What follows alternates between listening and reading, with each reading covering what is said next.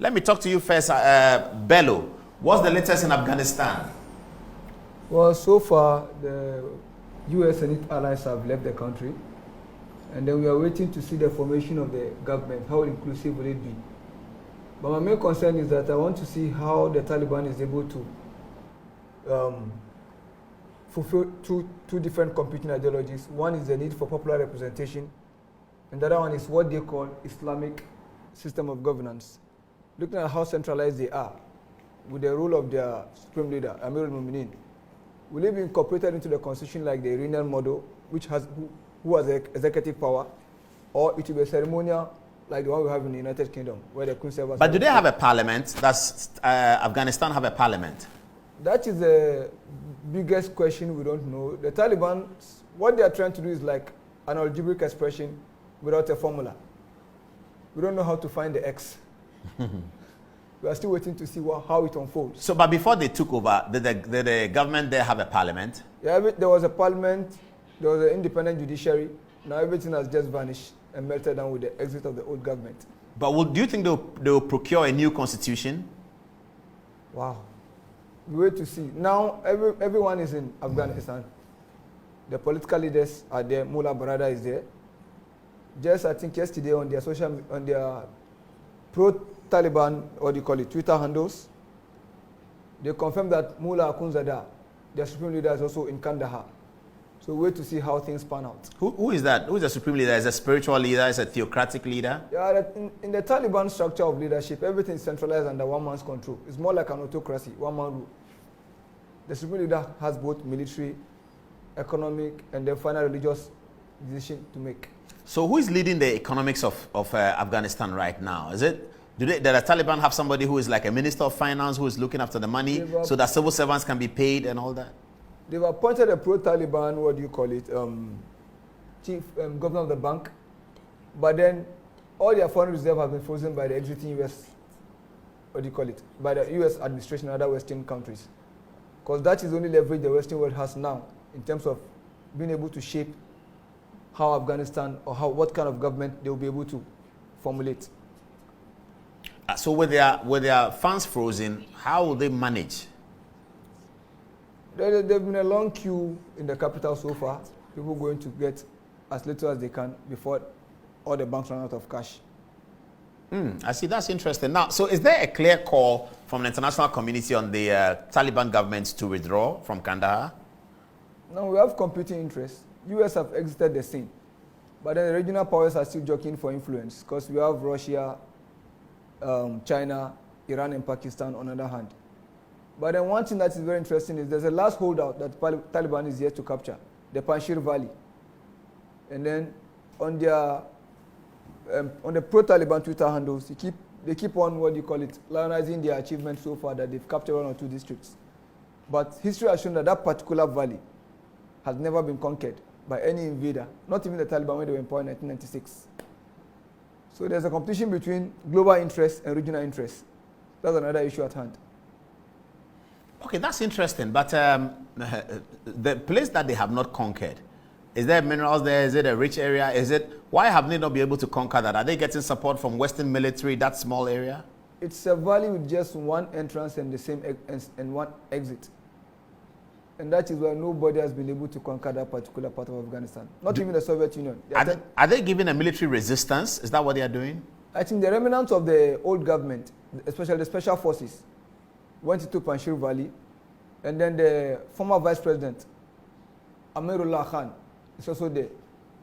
And then that place is also actually inhabited by Tajiks, who are minority in Afghanistan, not the Pashtuns, where most of the, what do you call it, the Taliban leaders are actually from. So it's more like an ethnic tension now between the minority Tajiks against the what do you call it, the Pashtun majority who dominate the Taliban. I see. This is getting very complicated. So you see some hardships occurring soon in Kandahar, economic hardships. How is the Taliban going to deal with that? Well, Kandahar is the spiritual home of Taliban. That's where Taliban itself was born. And that's where they have their strongest support. Now the question is what happens in Kabul. Because in their last stint in power, Mullah Umar, the supreme leader, refused to leave Kandahar. So they were like a dual capital, whereby decisions are made in Kandahar, then they are implemented in Kabul. So will it be the same model, or will it be a situation where everything will not be formulated and implemented in Kabul? So wait to see what decision they make. But they said latest by 2 days' time, we should have a sketch or an idea of how they intend to govern the country. Looking at the historical way in which the international community has dealt with situations in the eastern parts of the world, in that area, in the Afghanistan area, do you suspect that with Americans having pulled out, maybe the British will be preparing to go in to stabilize the situation for a humanitarian matter and things like that? I think international community has lost appetite of invading Afghanistan. And the British and Russians will dare not, because they were once vanquished in the same Afghanistan. America only added to the list. So I think it's high time the regional powers take lead. And only 2 countries tend to have influence today. Qatar and Pakistan will determine the outlook of Taliban's government, perhaps than any other country. Because historically, all Taliban military leaders, the core leaders itself, leaders were shielded and residing in Pakistan.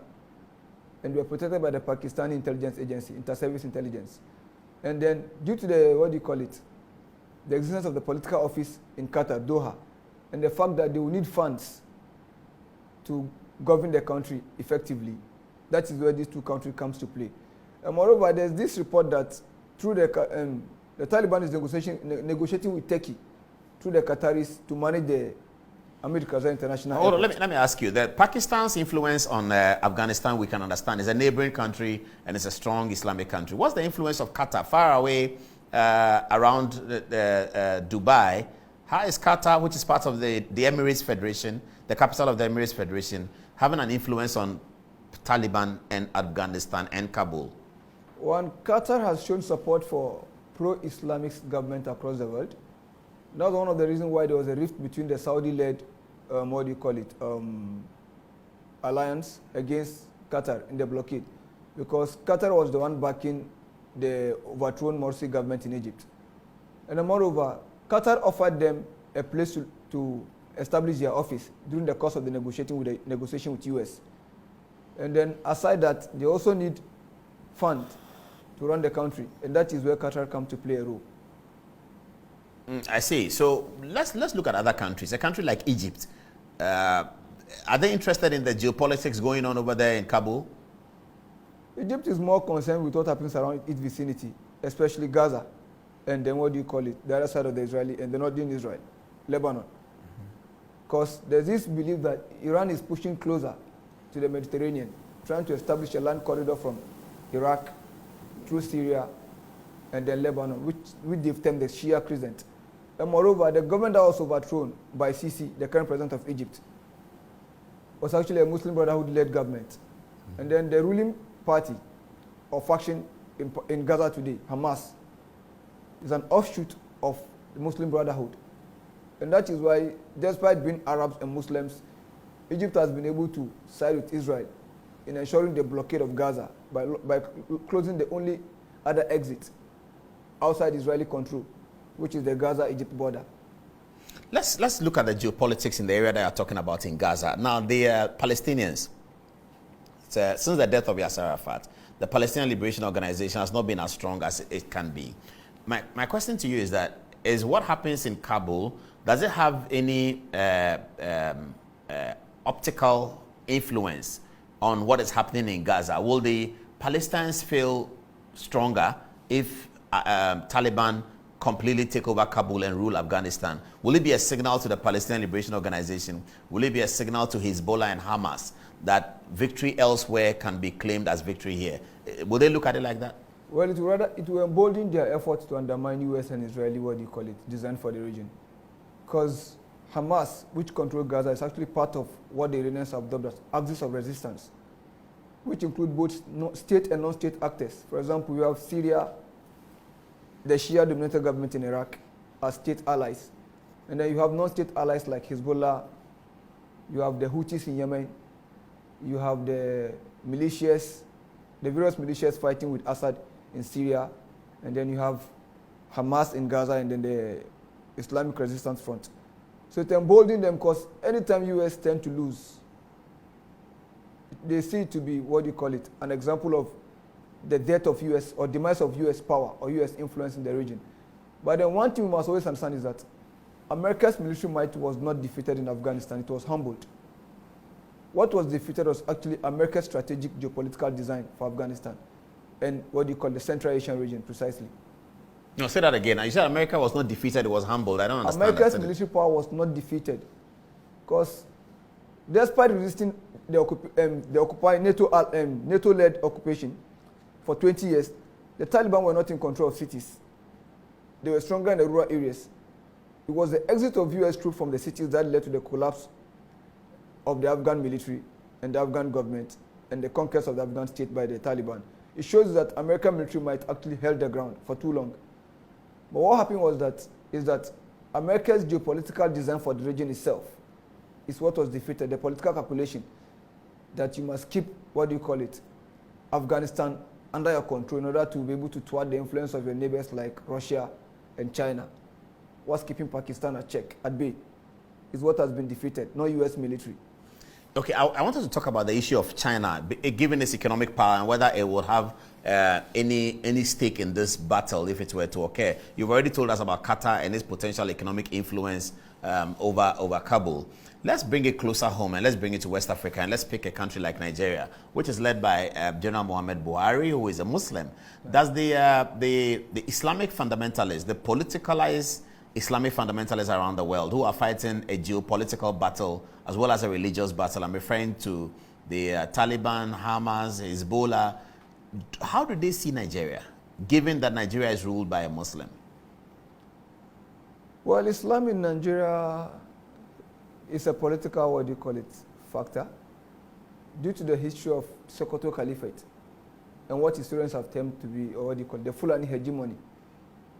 You know, ever since Usman Dan Fodio led the jihad of 1804 and established the Sokoto Caliphate as a model Islamic state in West Africa, it led to a series of revolts and creation of Islamic states across the Sahel, mostly led by Fulanis.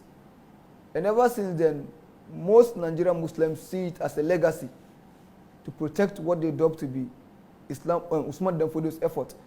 And that is why the name Shehu, relating to the general you mentioned, is actually Usman. But due to the reverence we have for Usman Dan Fodio, any male child named Usman in northern Nigeria is called Shehu. And no one ever mentions the name. But what happened is that that's an interesting fact. Let me stay on that. So we're referring to the idolized Usman Dan Fodio, yeah, the founder of the Sokoto Caliphate. Empire. Oh, you call it Caliphate, eh? Yeah. That's how I should say it, not empire. Yeah. Okay, so Usman Dan Fodio is really the Kwame Nkrumah of the Sokoto Caliphate. And you're saying that because of reverence to him, children are not called Usman. Yeah. Okay, I see. So go on. Give us complete the Nigerian situation. So now, all the Nigerian militants and all the Islamists in Nigeria, or almost every Nigerian politician, and that's why Sharia has been implemented in the North today, they see it as a legacy to protect the work of Usman Dan Fodio. But then when it comes to the influence we will have in relation to the Taliban victory will actually be determined by the outcome of the conflict in Libya. Because we have competing factions in Libya, and it is through Libya that the weapons get down to the Sahel. So now, if the militants are emboldened and radicalized to push further with their assault and keep coming down the Sahel, then countries like Nigeria will suffer. And moreover, Boko Haram does not consider people like Buhari as genuine Muslims. They see them to be, takfiris, those who have really compromised. Okay, so the Hamas, Hezbollah, Pakistan, and all that, do they think of Nigeria as an ally, given that Nigeria has a Muslim leader? Is that how they see it? No, they see it differently. They tend to see the northern Nigerian politician, even Muhammad Buhari-led government, as a tool in the hands of the West. And that is why they continue to wage their war against the Nigerian state. But beneath the argument of religion also comes the issue of regionalism. Prior to the advent of democracy in Nigeria in 1999, actually, the North was in control because it held firm. It held power through the military. But then with the advent of democracy, the North fell sidelined and weakened. So in order to weaken the influence of the South, and that was when Obasanjo was the president and a Christian from the South, most governors in the North decided to opt for the Sharia. law as a penal code in the northern states. It was just to challenge Obasanjo's dominance or what they perceive to be the southern dominance. So beneath the argument of religion itself, it's also about regional control, access to resources in Nigeria, and then who gets what.